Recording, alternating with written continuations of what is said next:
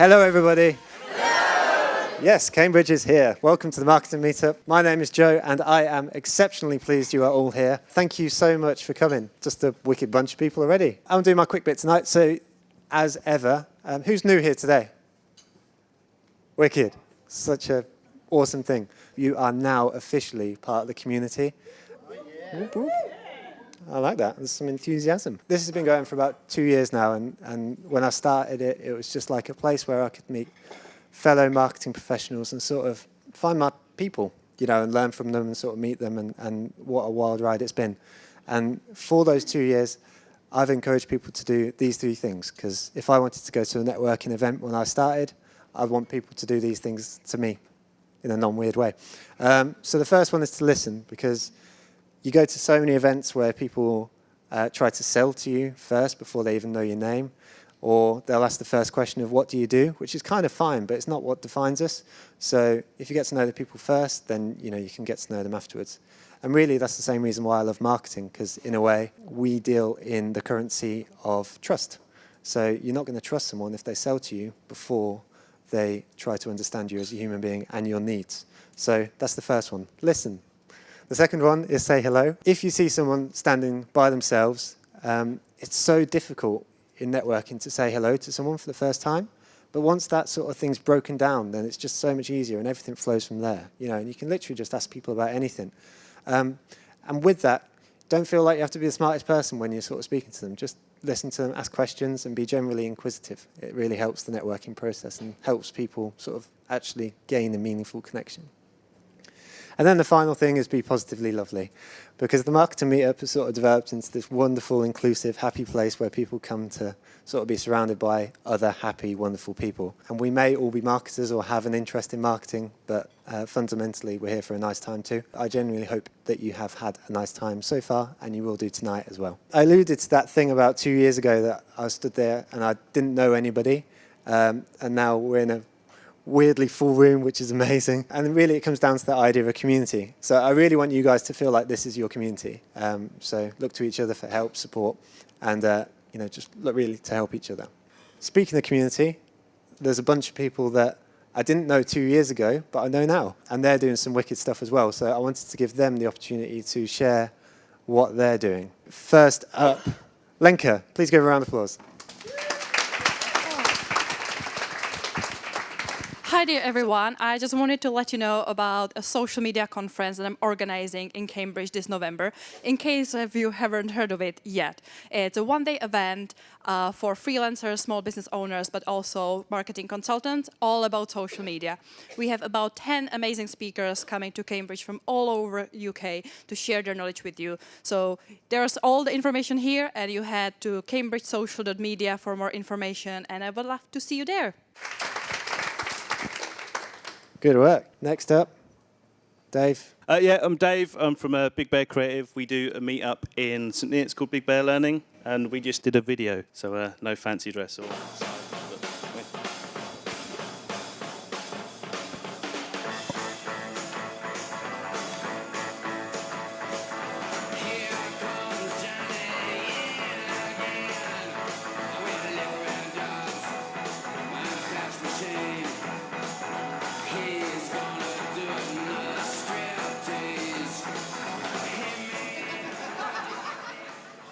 That's why you watch videos before you let people play them.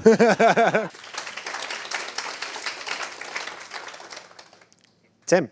Hi, I'm Tim. I'm a co-founder at Cambridge Space. Just got a couple of events with you to share with you tonight. Next week, Thursday, we've got a short film screening. We've got 10 films by local filmmakers. There'll be time for some Q&A afterwards and drinks and nibbles. Also, we are 2 years old this month, so we're having a bit of a party. So yeah, come on, if you're interested, come and meet our members and learn a bit more about co-working and our journey so far. You can find more about us on cambridgespace.co. I'm Hermione. Welcome to my casual dress down Tuesday.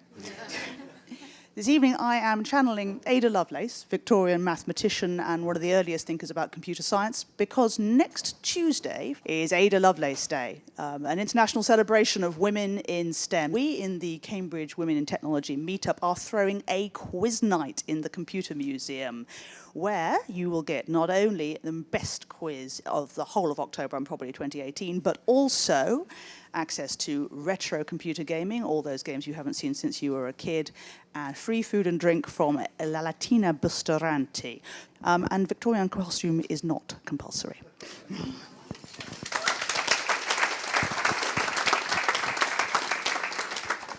That was a smashing effort. I was terrified of networking before I started networking, never mind coming to a networking event in a Victorian costume. So, like, if you'd like to tweet about tonight, it's at #TheMarketingMeetup. I'm terrible at answering emails, but my email address is there. And I'm at Joseph E. Glover if you'd like to tweet me. I want to thank a few people because literally without them, then the food would not be provided, these lights would not be here, and you would not be able to hear about the Marketing Meetup after the event. So the first group of people are the Somersault people who are stood at the back. They do awesome videos. There's going to be so much clapping tonight, it's unreal. And then we've got brand recruitment. Where are the brand guys? So they do marketing recruitment. That's the first time you've ever been applauded. We've got Equinet, who we're going to hear from Jeremy tonight, and they do everything inbound and growth. Wicked people, and you should give Jeremy a round of applause now you started it. Redgate are a software company. You're literally here. They're always looking to hire marketers. So if you're looking for marketing-based roles, then they're an awesome company. So if you're looking for marketing jobs, go to them. Cambridge Marketing College are great for marketing qualifications. They're the best place in the local area for CIM and the like. And then Genie Ventures. Where are the genies? I can see you at the back. Genie Goals is a digital marketing agency for retailers, and we're awesome, and I work there. So if you want to speak to them, speak to me. Charity of the month.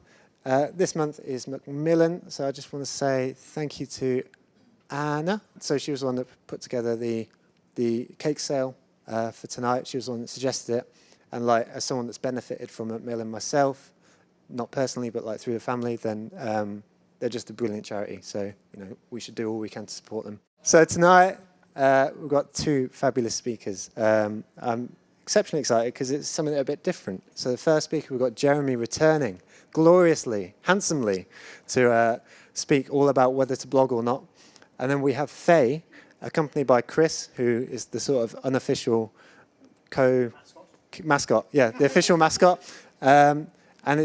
This is going to be something slightly different in that we're going to have a fireside chat, which sort of means to say Chris will be interviewing Faye and sort of finding all about her storied career, focusing on comms and mentorship, which will be wicked. I'm really looking forward to it. So, thank you both for agreeing to speak. I'll leave you to get really excited, very enthusiastic.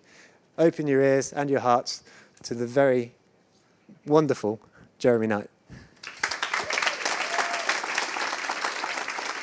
Ladies and gentlemen, elves and pixies, and all magical creatures, thank you for having me.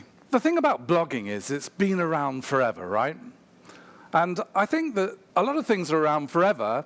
Some people end up saying, well, it's probably dead, right? It's been around forever. But even some old ogres have still got life in them yet. So I'm here to try and convince you that blogging is still worthwhile, and if you agree with me, how to best do it. Please welcome to the stage Annie. She is the marketing manager of Crave Tech here in Cambridge. I know you know her, all of you, and this is how she feels about blogging today. She's not really that convinced anymore. It takes a lot of time. She's not sure it's working for the company anymore. People are writing fewer posts, right? And it's all about social media today. Blogs simply get lost in the ether, don't they? I mean, there's so much out there. Why in the world would you do it? Please meet Professor Joe. He looks surprisingly different with hair on, doesn't he, ladies and gentlemen? There he is in all his glory. And Joe happens to have a mate in Chicago called Andy, who has been running research from about 1,400 bloggers, B2B bloggers in the main, sorry, B2C people, around the world. And Joe wanted me to leverage some of Andy's research to put some things in perspective, or to try at the very least. I think I'm beginning to sound like the man Snow on BBC Two. Here we have an election, and over here we've got a lot of bloggers.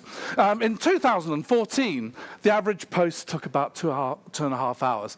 Today, that's 3.3 hours. That's quite a shift. That's 39% more than in 2014. gain. That is to say, more time spent blogging for those people who do. There's been quite a significant drop in the amount of time, or less than an hour, spent writing blogs. At the same time, quite a considerable rise in blogs that are taking more than 6 hours to write. 1 in 20 posts was written in more than 6 hours in 2014.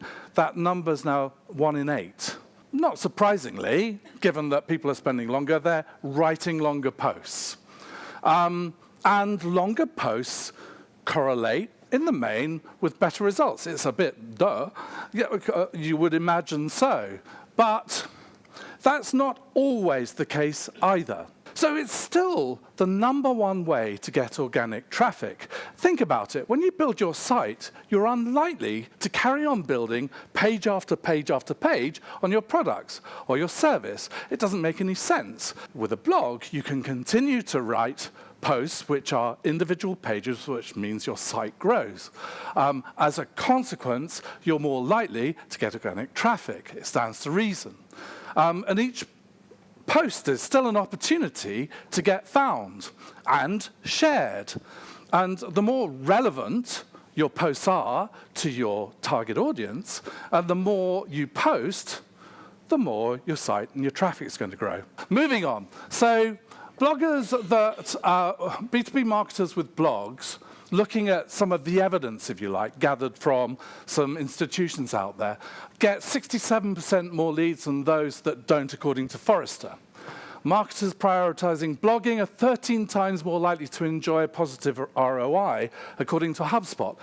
By 2020, apparently, according to Gartner, 85% of our relationships will take place online without ever interacting directly with a human. Everybody familiar with the Content Marketing Institute?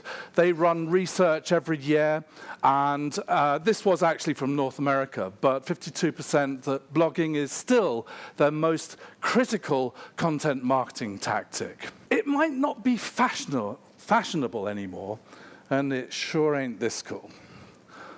But it's still the best way to grow your website and your website traffic.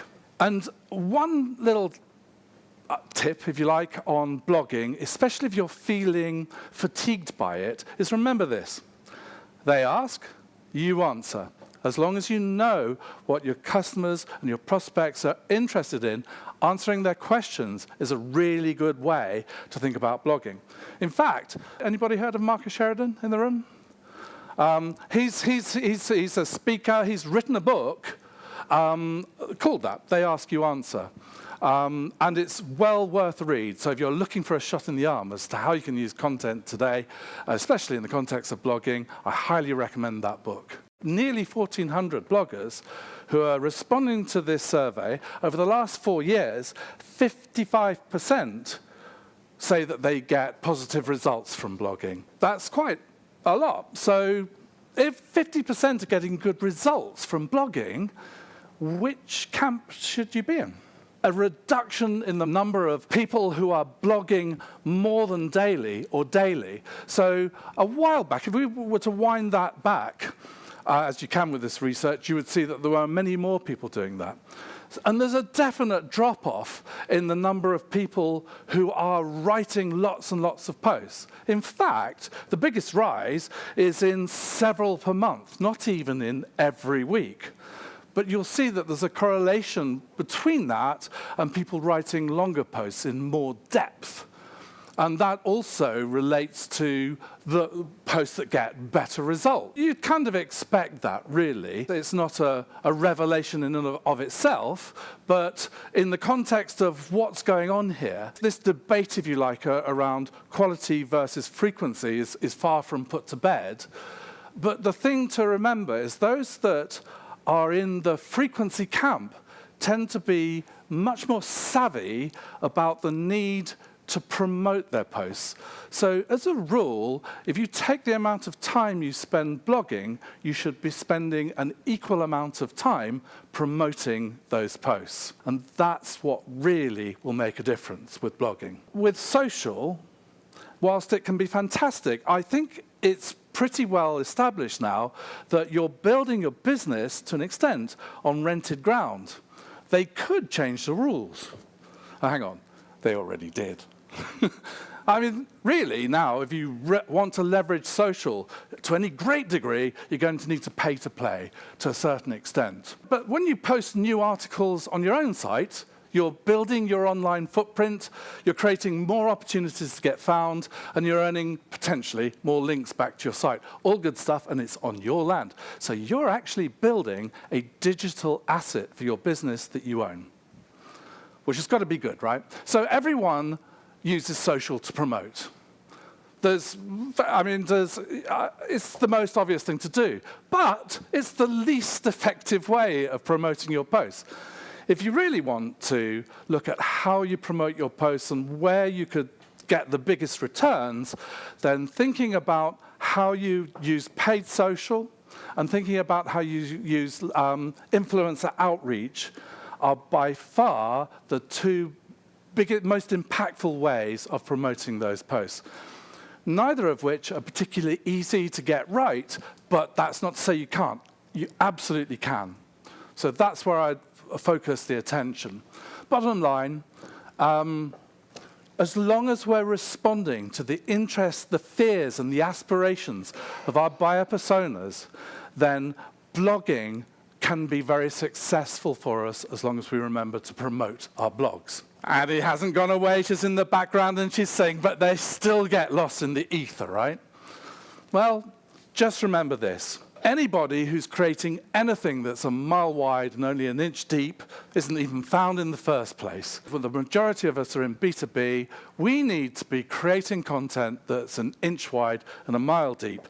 And frankly, we shouldn't care too much about the fact that an awful lot of people bounce off it and don't care about it. We should really mean something to the people for whom we do business. And that's where you need to position blogging. Actually, as it turns out, if we create lots of pages or posts on subject areas that are periphery to our business or not particularly tied into what we do, we confuse the search engines and we make it harder to rank for the terms that matter and to get found by people who are actually looking for what we do. So remain on topic is the thing there. So I convinced Annie. She says, all right, go for it. Come on, if it's worth doing, it must be worth doing well. Well, yes. So I didn't even give this guy a name. I thought you'd be fatigued by that. But he wrote that 10 insights for creating insanely successful blog posts. Obviously a professional. I mentioned buyer personas earlier. Does everybody here develop their buyer personas? Is that? Yeah. But just to say that all things should derive from them. You're on the right path if that's what you're doing. Also, considering your posts in the context of their buyer's journey is a really important thing to do, in my opinion. So you're not really going to be blogging that much around the decision stage, but you need to be thinking about the awareness stage and the consideration stage in the context of your blog. And that brings up an important point, which is planning. So planning really matters. Why is it that you are writing this post? Why not someone else in the company? Why not outsourced? Why are you? Who are you writing it for? Which persona? Which stage of the buying cycle are they? Is this post in support of a campaign, a pillar page? When will it be written? When's it going to be scheduled and published? Who's going to do that? Create a content calendar. Make sure that your posts fit into that and make sure that they relate to your wider content and your posts will have more meaning. Start with a headline. Don't try and perfect the headline. What you need to do is start with a working title. Keep it under about 65 characters, including pixels, but be aware of this. It's not actually to do with the number of characters. It's to do with a pixel width. It's 600 pixels, and if you've got a post that's written in capital letters, you'll get fewer characters in. If you've got a post that's got lots of W's in, you're not going to get as many characters as you would if you had lots of lowercase i's. It's not particularly scientific, but now you know. Who knew? So keywords still matter. They are not the be-all and end-all that they were, but it's still a very important thing to consider those keywords. When people tell you it's important to get the keywords up as close to the front of the beginning of the title as possible, honestly, if you test that, it still matters. It still helps. Make it engaging. Use interesting adjectives. Insanely successful. Trusted, painful, credible, essential. And focus on the benefits. How to find the best PPC agency for your retail campaign. Genie, what? Keywords still matter. I've mentioned it before. In the post title, in the body copy. Don't try and do it more than 2 or 3 times. Simply will be seen as stuffing, but do get it in there. Into the meta descriptor. That's not going to help you rank, but it is going to help convince people to convert on your listing in the SERPs. So it's really important. You might have noticed that Google bolds the keyword as well. And get it into the image alt tag. The importance of subheads. Subheads should be considered in the same way as titles. One of the key values they have is they break up your copy. Don't write long paragraphs when you're blogging. Write short paragraphs. Break your copy up. Subheads are a fantastic way of helping people scan, and that's what they want to do. They scan before they decide whether or not your post is worth reading. So creating subheads creates almost a roadmap for them to understand whether or not this post is valuable to them within 10 seconds. And a lot of them will bounce at that point. The extraordinary thing is the number of people who will share a post without even reading it because they want to build their social savvy currency. But, you know, what can I say to that? They're an opportunity for secondary keywords. Ultimately, they can, in subheads that is, they can enhance traction with your posts. Perfect your intro, having done all of these other things. So relate the relevance early. If someone's read your title, they've scanned, they've seen your subheads, they may read your opening paragraph. If you haven't got them then, they are gone. Statistically proven. So if there's one piece of your post, and don't try and perfect it from the get-go, but it should be the last thing you do, probably. Come back to that open paragraph. Use the keyword in that opening paragraph because your post may well live or die on that. Sorry for the slide, although I'm a dad, so I'm secretly really pleased with myself that I got bullets and numbers into a slide with James Bond. But this is the same deal. Keep your headlines, your subheads, and your bullets below around 65 characters, including spaces. The human brain can read that amount of content really quickly. It comes back to scanning. The more, and it also comes back to creating more space, and the more white space there is in your blog, the more readable it appears, the more likely it is to get read. It's easier to keep readers engaged, and it's good for scanners. I'm just going to say pillar pages and topic clusters. If you didn't see it before, go and find out what those things mean, because it creates a whole new world of strategy behind your blogging and how internal links can matter, and they do.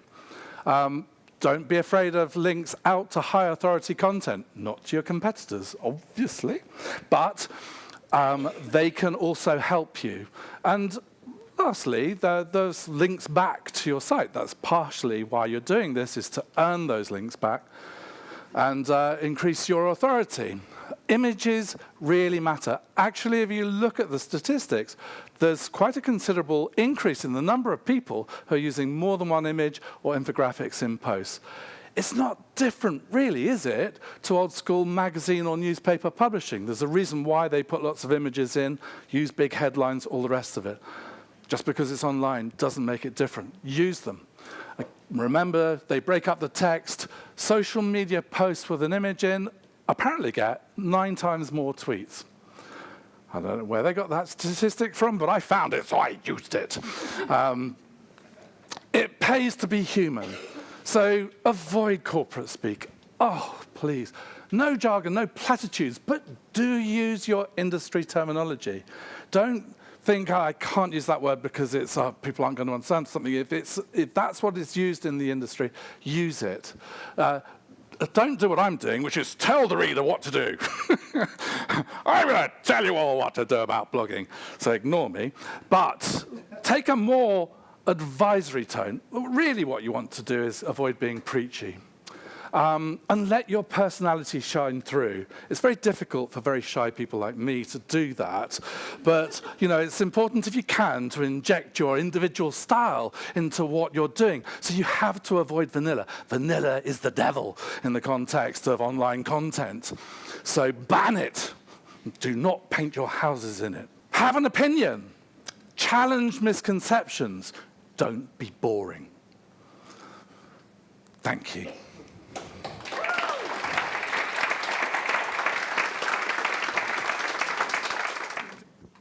Thanks, Jeremy. You mentioned earlier about 80% of interactions not being human. We're hearing about the rise of Alexa, Siri. Yes. To what extent are they picking up this content, and is this going to support you in the new age where it's not someone typing, it's someone chatting to their personal assistant? The percentage that speech search picks up on blogs is, let me see, 0. It doesn't help in the slightest, but my point to you would be that it's really all about the mix. It's not about one thing, vlogging, or another, social, or another, content marketing. It's about the mix, and really, it's about the channels and the mix that make the most sense for your customers and at the different stages they're at. Search via voice is very real and is only going to continue. But if there's one thing I would say to you that does partially answer your question is repurpose. So if you've got a blog, you could turn it into a podcast, or you could turn it into something that could be found through search. But equally, in the same way as you can get now, if you're on the first page of Google, snippets, if you've got some form of audio opportunity in the not too distant future, that may support you. But mostly the answer is 0. If you have a blog published on your own webpage and then try to promote in social media, do you have any idea which one is better, LinkedIn, Facebook? It depends on your audience. It's not about you, it's about them. Where do they hang out? So thank you very much, Jeremy. Thank really you. appreciate it.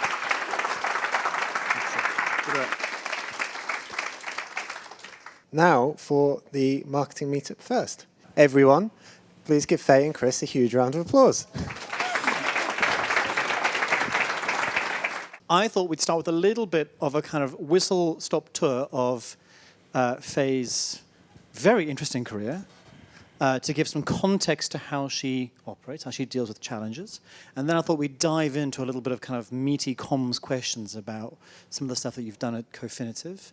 And then I thought from there we just deviate and see where the wind takes us. Perfect. Hi, Faye. Hi. How are you? I'm very well, thank you. Excellent. Pleasure to meet you. Indeed, great to be here. Joe accosted me maybe over 12 months ago, and I'm here. I actually wanted to be sitting and listening, and he's like, no. He's very pushy. Talk, so He's very pushy. sorry about that. You started with a BA in music. I did. You look very tense. And you hinted that there was a very good reason for that, and that you felt that led very naturally into kind of where you are now, or at least it feeds into how you see the world. The story behind it is very simple. I was absolutely rubbish at school. School was not my thing at all, and the only thing that I did was played musical instruments. I knew I was going to do something business-wise, but I didn't know what, so I decided I'm just going to carry on doing music. That's what I like. And then I'll worry about the job thing later. It kind of worked for me. I have to say I have a 16-year-old son now who is doing his GCSEs. Oh man, that does not work. It's so painful. My mum and dad think it's divine retribution, the fact that I've now got the same problem as I gave them. So it was ultimately, the music thing was about passion. I think you have to do what gives you passion. If you don't, change it. So that's the fundamental message. And from there, a very natural step into 13 years in hard technology, IBM and Pipex. Yeah.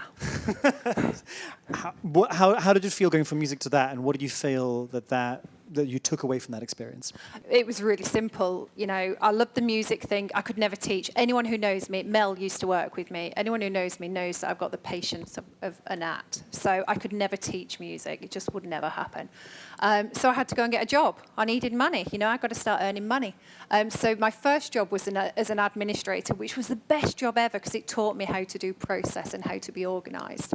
And then, quite frankly, the next job that came up was writing. Who remembers when you bought software in a box? Anyone? I was writing tech spec on the back of the box. That was my first proper job. So I didn't know what tech specs were. I didn't even really know what marketing was, and that was just where I ended up. And by the end of it, we had such a fantastic journey in Pipex. It was the first internet service provider in the UK.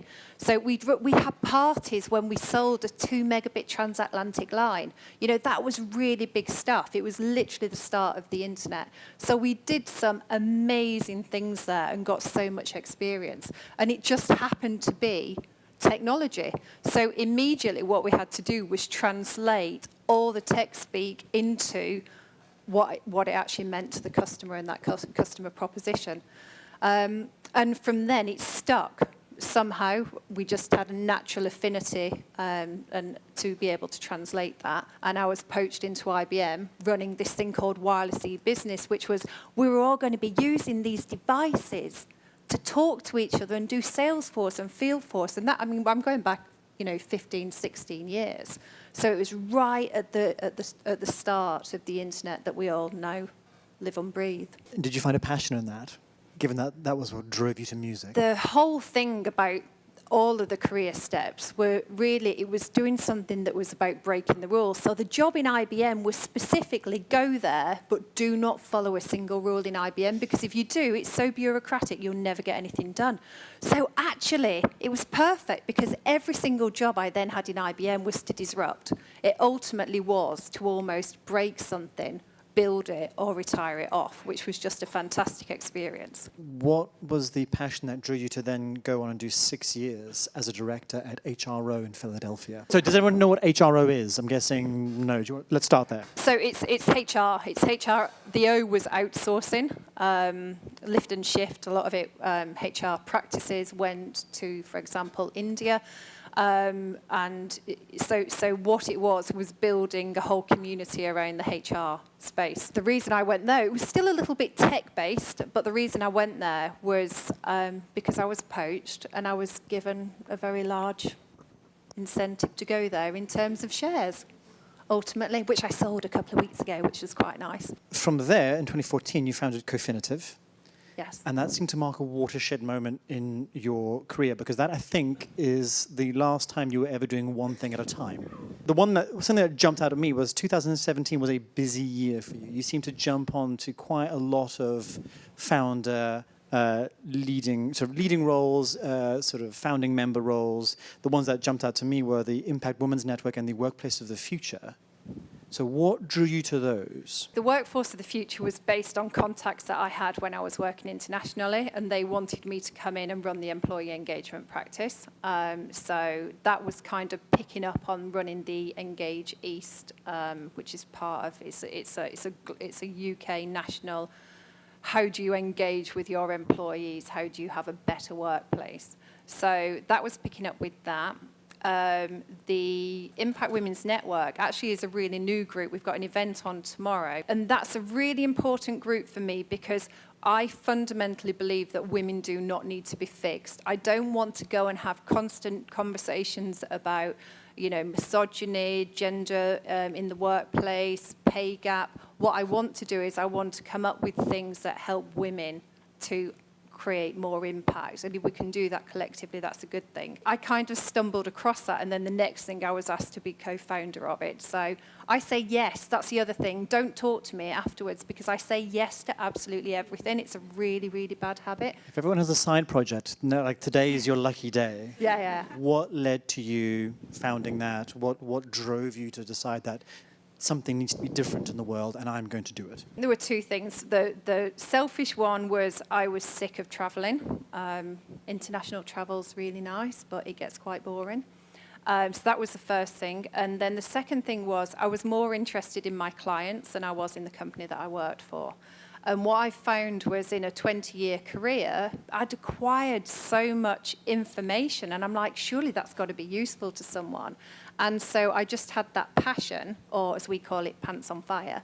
I had that passion to say, do you know what? Let's maybe I said to Mel earlier on, maybe it's a midlife crisis, but let's just go do it. Let's go and see whether it works. So my plan was, I'm just going to be an interim.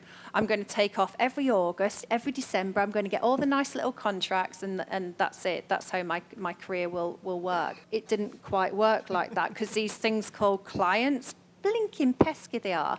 They wouldn't leave us alone. So we'd do something. We'd fix whatever their pants on fire was about. You know, we'd fix whatever that problem was. And then they'd go, brilliant. Can you stay on now and execute it?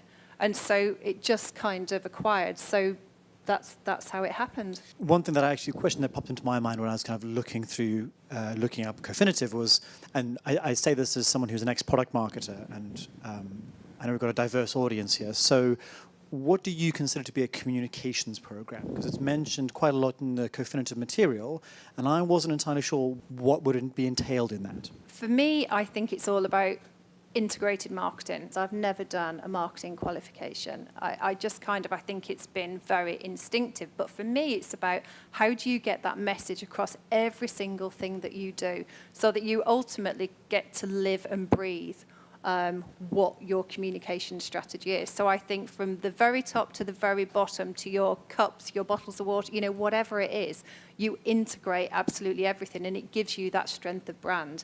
And that's what we do with the clients that we have. It's about working out what's your mission, what's your ethos, how do you want to present yourself, and then just absolutely nailing it. So for example, I always say, what are the 3 things you want to be known for? So you focus only on those 3 things. You will pick another couple of things up afterwards. But it's really about hammering that home, and it gives you such a strength of brand out in the marketplace. And this is the root of that, what you call the one voice approach. Yeah, and it's about clarity. It's about, you know, it's one of our 4 ethos. Clarity is just about being really punchy and getting to that point. Because we're all really fickle. We don't have time. You know, we've got, again, I'm not the only one with the attention span of a gnat. You know, actually, you've got to be really succinct. If you haven't grabbed someone in that first little moment, you won't grab them. It's really simple. So for me, it's about that clarity. What do you think some of the bigger blockers are to that? Why do you think a lot of people fall down on that you think you or other communication specialists can bring focus and clarity? What do you think are the blockers there? I think everyone can do it. I don't think it's something specific to us. It's just about homing down into what are you trying to achieve. There's so much noise out there. It's just about being really targeted and going after one thing and doing it really, really well. And it does feel like you're hammering it home, but actually that's what people need. Are there obvious gotchas? Are there obvious things that you commonly see people doing wrong? I just think it's trying to do too many things, and it's also not considering what that journey map is. So actually sitting in the seat of whether it's your stakeholders, your clients, your customers, your employees, actually sitting in that seat and going, what does it mean to them? What is that experience that you want them to have, as opposed to just going, okay, I need to write a blog and then I've got to put it on social media and then I need to do this. You know, I think we get really bogged down on processes and we forget what the actual result is supposed to be. One other thing that I found quite interesting about one of the sort of key values that you seem to hold at Cofinitive is this idea of mentorship. It's a really integral part of what you do. So why is that such a core part of the DNA? I think once you've been around for a little while in the nicest possible way, you should give something back. So when I first started work again in Cambridge, because obviously I didn't work here for a number of years, I met David Cleveley. I don't know if any of you know. He's one of the entrepreneurs, serial entrepreneurs, very influential person in Cambridge. And he said to me, to succeed in Cambridge, and this is really good for anyone who is freelance or self-employed, you've got to pay it forward. You really have to. And I'm like, that actually sounds right. You know, I've lived in a very commercial world. It's all about how much you earn, what you do. And I'm like, no, actually, that gives a little bit of balance. And if I can put something back, that's got to be good. So from my point of view, the reason I know I'm successful is when I do less and less paid work myself. I want, obviously, the company to carry on doing paid work because I still have a mortgage. But the more that we can put back, the more important that is. So whether it's mentoring, taking interns in, generally sitting on stages like this and talking, actually, is putting something back. Because if each of you glean one tiny thing, or you fundamentally disagree with what I've said, that's fine because you can use it. So I do think that the pay it forward ethos is a really important one. Can you say a little bit more about something that came up in an earlier conversation was around this idea of critical diversity and a network perspective. Can you unpack that a little bit more? What do you mean by that? So let me do critical diversity first. So I believe that we live in a very disenfranchised society at the moment. I think there's an awful lot of issues that are going on, whether it's mental health, it's employment, it's economic, it's political. There is so much stuff going on. And I think it's really important that whatever we do as communications people, that we're considering what the impact is of what we're doing, and also how we can help people as well. So I was talking to Mark earlier on. I went to the CBI annual dinner last week, and there was a company, and I think it's called Astrid. I do need to look it up. And it was about, and I'd never heard of them before, people who have cancer, who they want to work, but employers won't use them because they can't be guaranteed to be there all the time. But I was really shocked. I'm like, oh my goodness. So for me, that's exciting. I'm like, I can get hold of someone who's SHIT hot at their job, but I might only have them for a little while, but that's fine because I'll know that and I can, we can use that. And I'm just like, that is such a great opportunity, but we have to be open and receptive to looking at that kind of diversity. You've got to get out there. This is brilliant. I love this. Again, thank you for the invite. It's great. And your guidance, you've got to get out there. You've got to talk to the person who doesn't, standing on their own. Networking is so important. Again, especially in Cambridge, this is how you get out. This is how you keep being offered things and you keep saying yes to them. Because you've got to get out there and network, because it will motivate someone, it'll inspire someone, or you'll make a great connection. But I have one rule, and it's a really selfish rule. If I go somewhere and I'm really not in the mood, but I've gone, I'll find one connection. And when I've made that one connection that is really good, I go home.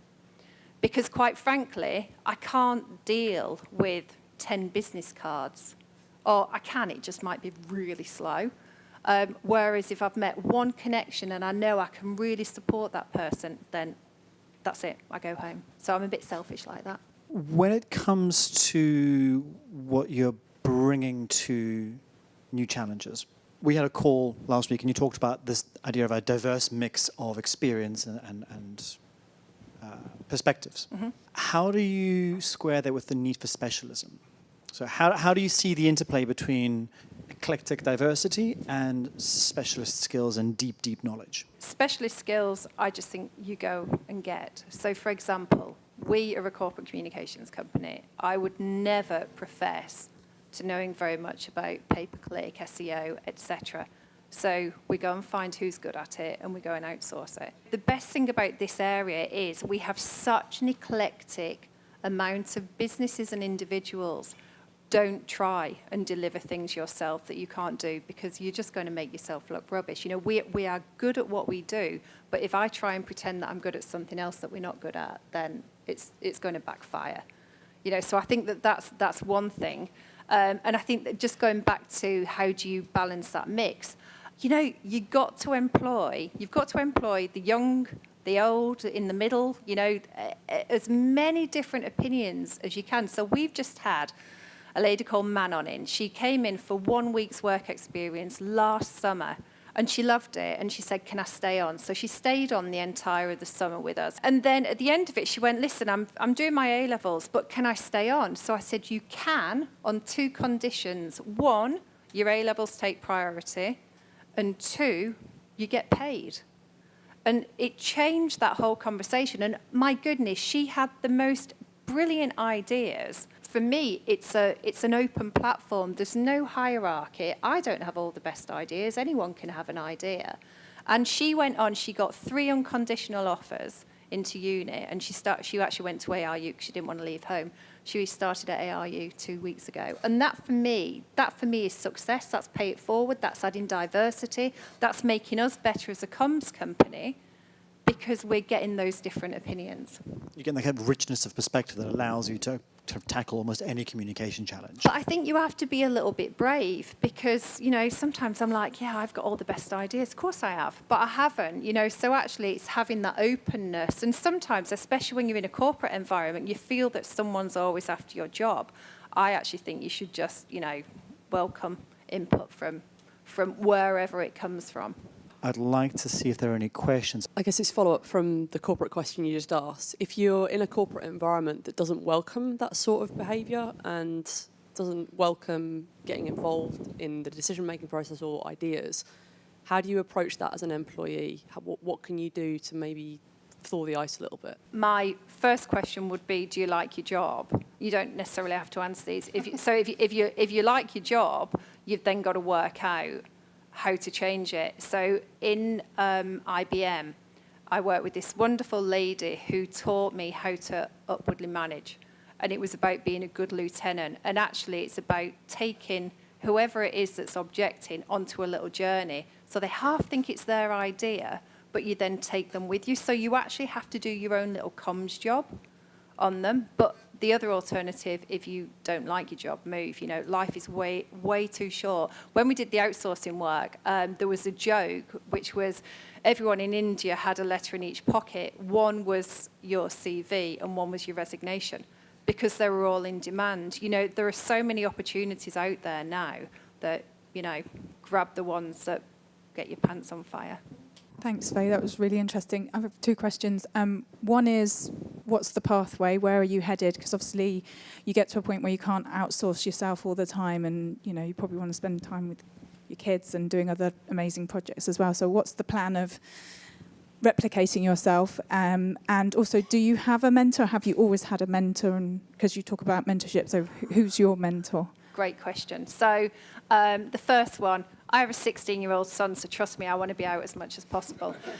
The 16-year-old doing his GCSEs, it's not good, it's not good. What I've started to do to get me where I want to be is hiring really well. Initially, when I started out, I hired people that were, you know, the machine, the doers in the business. So I go out and do the conversations, do the strategy, and go back and they deliver, but they're involved in it. You know, they understand the commercials, they understand the whole thing, so they're part of the business.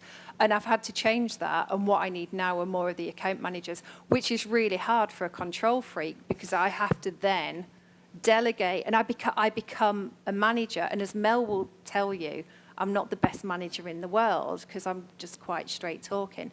So I think as a business owner, it's really difficult because you've got to go through all of these different iterations. Where I would like to be is that Cofinitive runs without me. And we're starting to get that way. I don't want people to look at Cofinitive and always think of me. I want them to think about the clients and the impact that we make. I sit on the board of CW, so it's does anyone know CW? So it's you know, a big tech membership organisation. Man, there is so much work to do there. So whether it's like engineering trust with fake news and or whether it's about more diversity and inclusion and how that can impact technology, I would love to be able to do more of that. But you know, I still have bills to pay, and I'm now responsible for lots of other people's bills to pay as well. And then the mentorship, yes, so my best mentor ever was Cheryl Shearer in IBM. And she believed in me when I didn't believe in me. When I went off for maternity leave, I was going back, and IBM had just bought the RFID business of PricewaterhouseCoopers, and all the blokes, nothing against blokes here, but all the blokes were vying for the global RFID job. They all wanted it, and there was so much infighting and backstabbing, and Cheryl went to me, "You're going to do it." And I'm like, I can't. My brain's still like a little bit like fudge. And she's like, "No, you're going to get on and do it." So she was the best mentor, and I had her all the time. And now you do collect mentors a little bit. I don't have a formal mentor program, but I have a group of people that, man, they don't half-rollick me sometimes. And I think it is really important both to get a mentor and to mentor others as well. This is about consultancy, and so I'm guessing you went out first as a consultant. When did you decide it was time to take staff on, or did you keep a team of consultants for a while? And if you did, how did you manage that in terms of consistency, risk and quality? I actually only intended it to be me, but it became unsustainable within about 8 months. So I had no choice to hire. So the first thing I did was I took on a consultant that I worked with many years ago and who was still freelancing, because that was the safest bet. Then when I knew that the fixed costs were covered and that I could then start, I was getting enough revenue to then be able to start that percentage split of when you can start getting staff in, then I actually went to brand recruitment, who found me 2 marketing execs to come in. Now, obviously, I'm scaling again, but I have a mix. So anyone running a business, you've got to watch those fixed costs. So I have a mix of people that are employed and people that are freelancers, just so that I can pull them in and out as and when it's needed. Agility, I think, is the key thing. You've just got to be able to be flexible. One last question for bonus points from Yes. Jess Folkert, who couldn't be here, but I figured seeing as we're recording this, we can pay it forward to dear Jess. And she asked, what are your experiences steering execs away from vanity marketing towards activities that actually are more strategic and focused on outcomes that relate to customer needs? Well, I'm relatively bossy, so I would quite frankly ask them why they wanted to do it, probably change their view. However, you can do some amazing things within your marketing remit. So again, I keep pointing at Mel. Does everyone know Mel? Only because this was a great example from years ago. We projected the Unet logo on all the major buildings around London, so Battersea Power Station, the Tower of London, those kinds of things. It was a little bit of a vanity project, but it was also groundbreaking. We won Marketing Week's Stunt of the Week. So we actually did it with a view of getting some really good results. It's not steering them away, it's understanding why do you want to do it and how can you then actually turn it into something useful. Because let's face it, if they've got the marketing budget and you can turn it into something that's really positive, why not go and do something a little bit more creative as well? Hope that was helpful, Jess. Thank you very much, Faye. It's been a pleasure. Thank you. And thank you for the good questions. Thank you very, very much.